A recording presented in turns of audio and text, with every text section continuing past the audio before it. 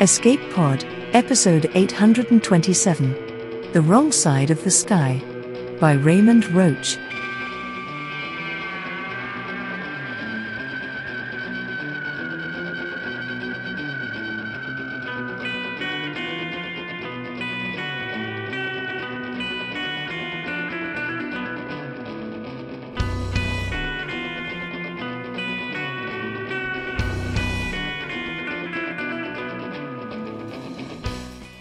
Hello, and welcome to Escape Pod, your weekly science fiction podcast.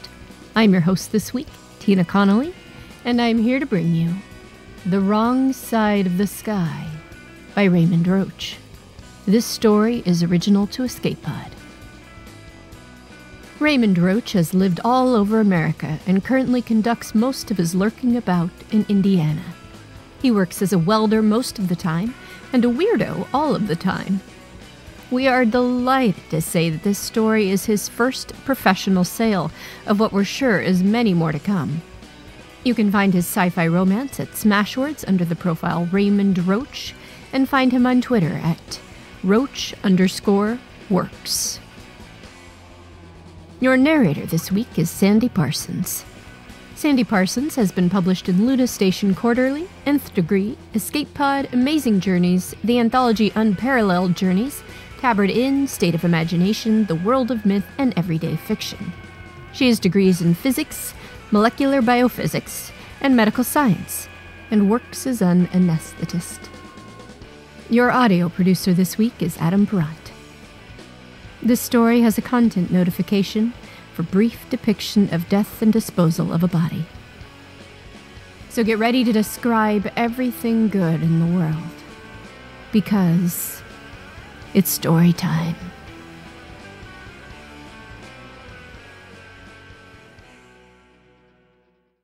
The Wrong Side of the Sky by Raymond Roach. Narrated by Sandy Parsons. There's an old woman who lives in the desert, and who has lived in the desert a very long time. So, too, have her people, but many of them have gone, while she remains. She's old enough that she should have a child on her back, or even a grandchild, but she doesn't. When she was a girl, her people crossed the desert back and forth in an intricate network of traveling families, constantly intersecting.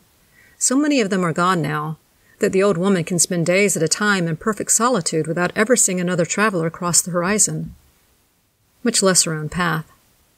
So she flies alone, the fat brown barrel of her body slung easily between wide black wings over the desert. It isn't an endless desert, but it's broad enough that even from the thin, cold ceiling of the sky, this woman can't see the edges. What she's looking for, what she finds, are the far-flung speckles of green that make constellations of the smooth and trackless sands, those points which turn a formless emptiness into meaningful space. The woman banks her wings, sails down in slow loops towards one such speckle now. A tumble of stone carved out of the sand by a little fountain of water, gripped tightly by ambitious lobes of living green. These organisms aren't quite plant, and aren't quite fungus, but they're sweet and bright and alive. She sweeps down and pins herself with the neatness of long practice to the height of the stone outcrop. Her 4 short and sturdy legs absorb the impact. Her 4 sharply cloven hooves grip tightly, till brush of a tail whisks back and forth just twice. Weight claims her. She roots her sensitive snout and her strong, upturned tusks against a succulent green lobe. Not eating yet, just savoring. And then she begins to sing. This is the counting song of her people, that she learned as a young child, clinging to the bristling mane between her mother's wings, keeping time with her little girl voice. It is a song of numbers and names, fractions and balances. It describes everything good in the world, and how to keep it so. 1 out of 3 of umi leaves, 2 out of 7 of uru lizards, 1 out of 4 of gory flowers, 1 out of 10 of rogu roots. The woman clambers down the stone tumble as neatly as a woman half her age, her hooves clicking time, her tail whisking counterpoint, not a hair out of place.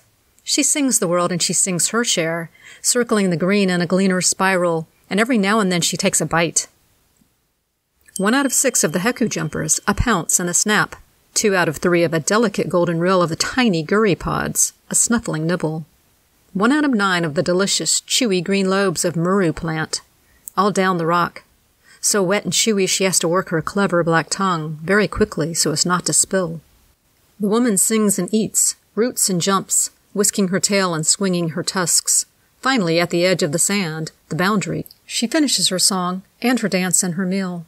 To her people, traditionally, these concepts are nothing more distinct than each edge of an entire thing.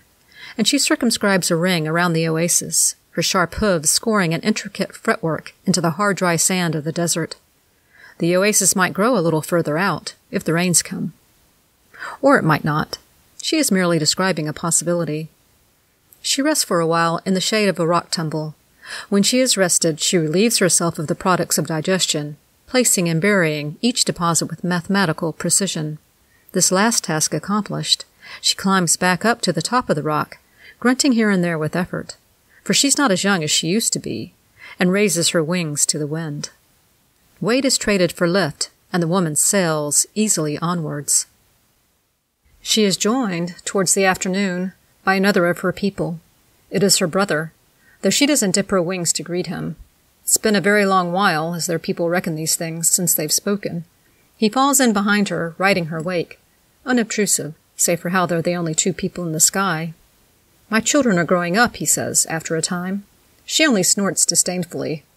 He goes on, undaunted. "They ask for their auntie all the time, you know. I tell them stories of you so they'll know of you, but it's not the same. I can't teach them what you could." "They could learn everything I have to tell if you'd only bring them home," the woman says. "They are home where they are," the brother says, and earns a louder, more disdainful snort. "I am not asking you to come live with me in the stranger's oasis, only to visit. You travel all the wide world. It isn't so much further to come and meet your nephew and niece." "1 foot too far is still too far," the old woman says sourly. "1 bite too much is still too much." "It is only just past the edge of the sky," the brother tells his sister. "Low orbit. You can see the entire desert from there, all at once. It's still home. I am not asking you to sail off to another world entirely." The words for another world do not, traditionally, fit together. The meter is off.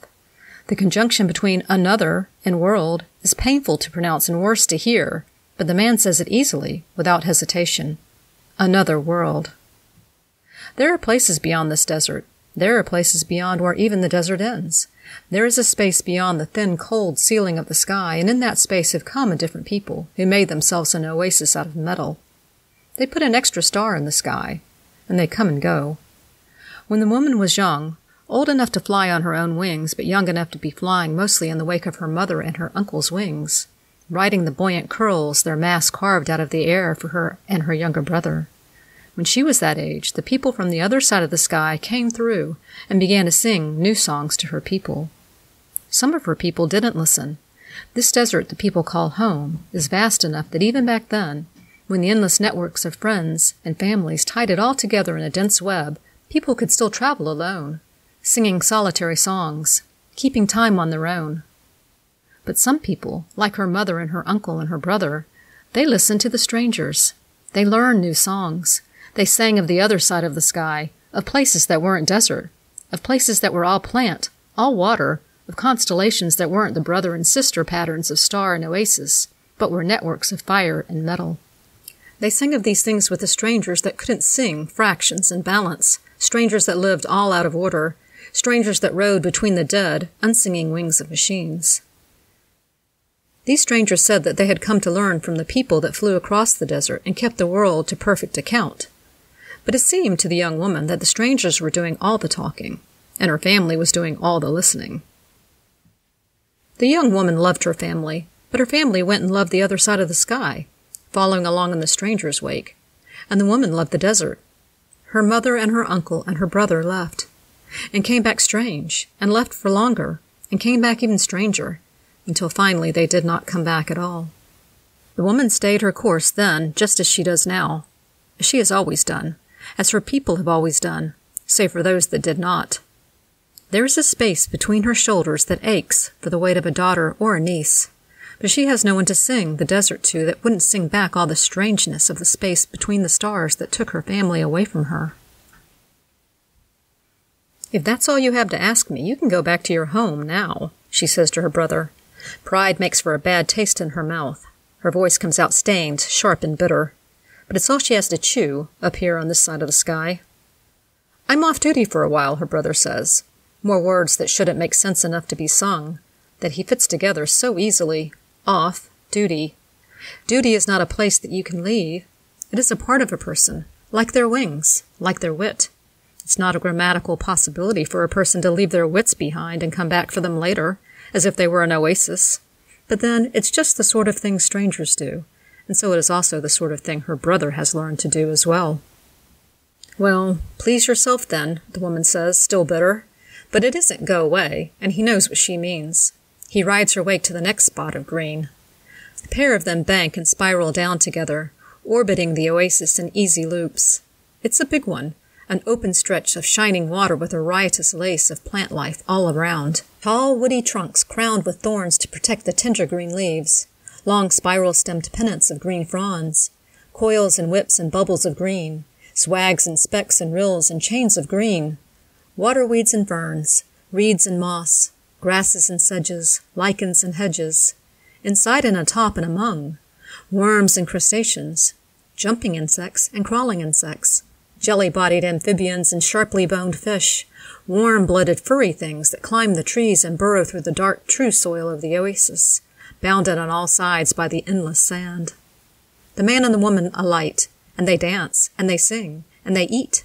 Their hooves plow the soil, their teeth prune the branches, their tusks comb the knotted shoreline, their eyes sort and settle the teeming, crawling, creeping life of it.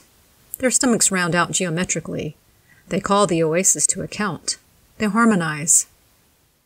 But there, disharmony, a foreign presence, half buried at the edge of the pond, a not green thing, a metal thing, that shines differently from the water. A machine, a made thing, from the other side of the sky, the metal wings the strangers employ so gracelessly, gone to pieces and already half-eaten by the hundreds of different hungers of the oasis. A crash, the woman's brother says redundantly, and breaks away from their spiral dance to run straight for it, as if the multi-part complexity of the oasis were nothing more than empty sand to be sailed across. The woman raises her voice in a complaint, an admonition, as if her brother were a child gone out of true, her son or nephew, too young to know better. But he doesn't heed her. He never has. He's never been old enough to know better. For all that he's as old as she, and should. He doesn't. She makes her way around the oasis, counting stubbornly, but the savor is gone from the steps. The taste is dissatisfying, bitter as pride. She counts and eats and circles like a machine herself, until she makes her way to her brother's side along the way, incidentally. It's a bad crash. The machine is all broken bones, all rotting and drying in pieces. It's been several days. One of the strangers is still alive. They are small and thin and long, these people from the wrong side of the sky, these sailors of places people shouldn't be. But they drink water and breathe air, and there's been enough of both at this oasis to keep the stranger alive. The woman's brother is talking to it, harsh, unmusical non-words. The strangers are about as long as a person, from head to toe, but they stand on end like reed stalks, and so the woman's brother has to sit back on his haunches and crane his snout up awkwardly to address the small round knob of its face. The woman grazes a few seed heads of the long grasses grown up in the furrow the machine must have made as it crashed. 1 in 3 of horror seed. Her brother comes and noses his snout against hers, hooking one of his fine, curved tusks into hers with an ingratiating, supplicating gentleness. The sister and her brother were off duty, traveling the oasis like we do, her brother says. Their flying machine broke, and she hasn't been able to call for help. I'll need to carry her back to where her people come and go.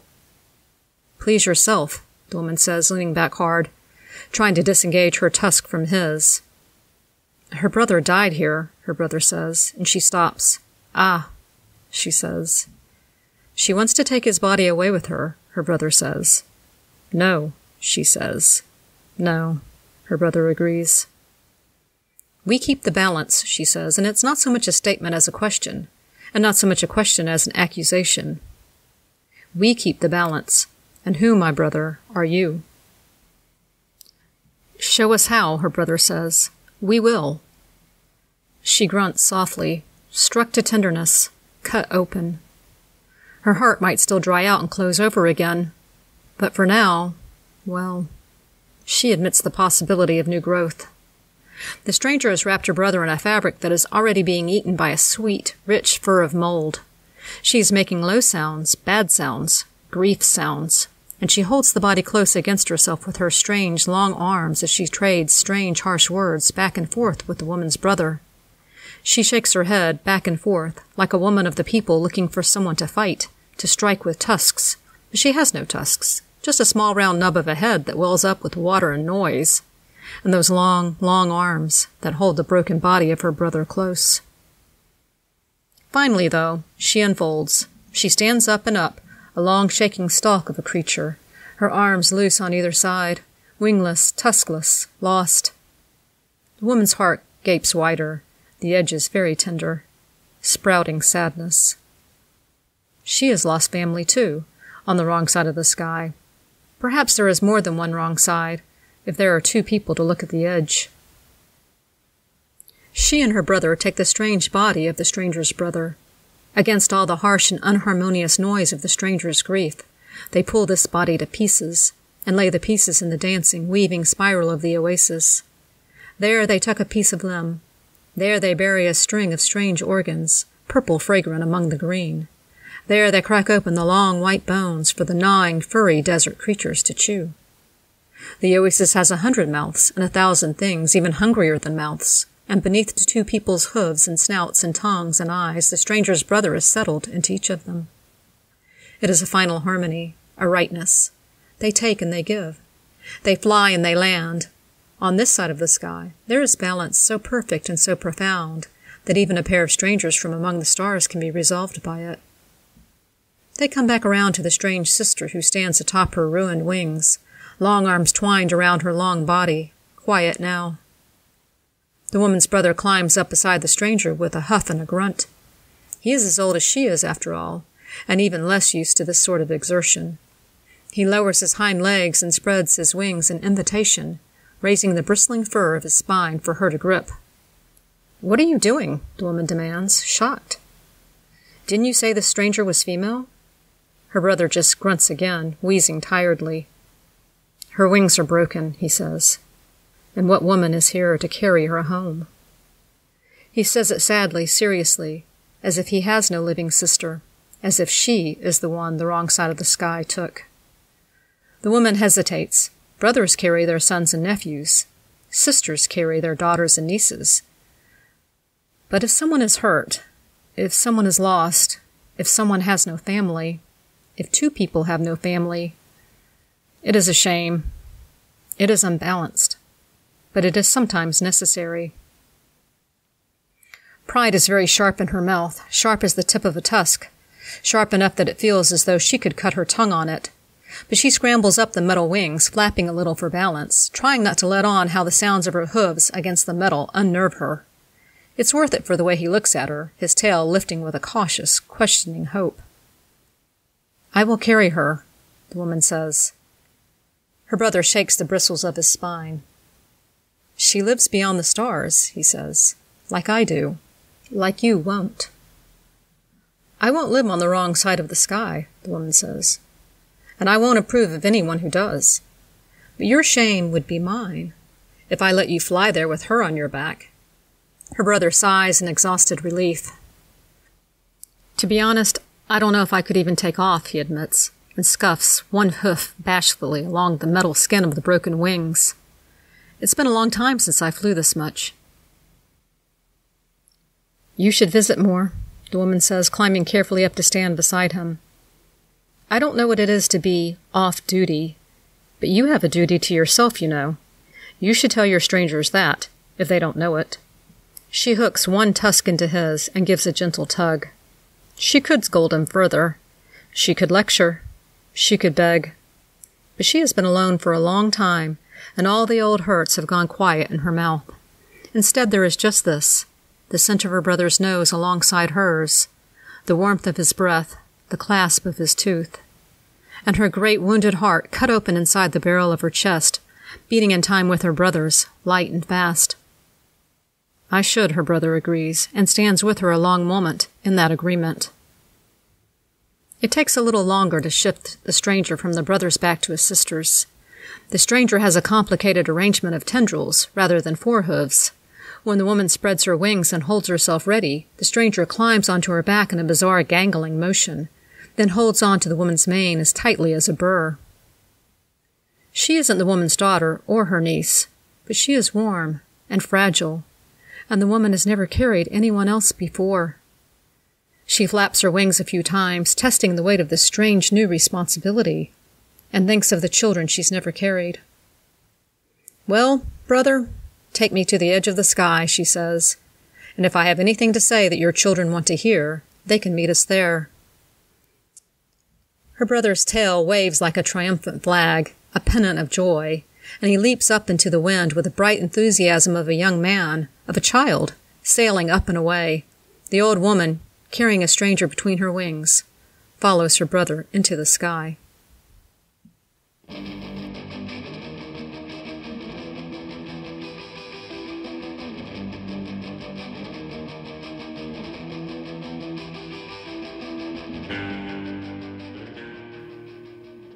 About this story, Raymond Roach says, "This is a story about estrangement and reconciliation, and about the ways people define and are defined by their homeland.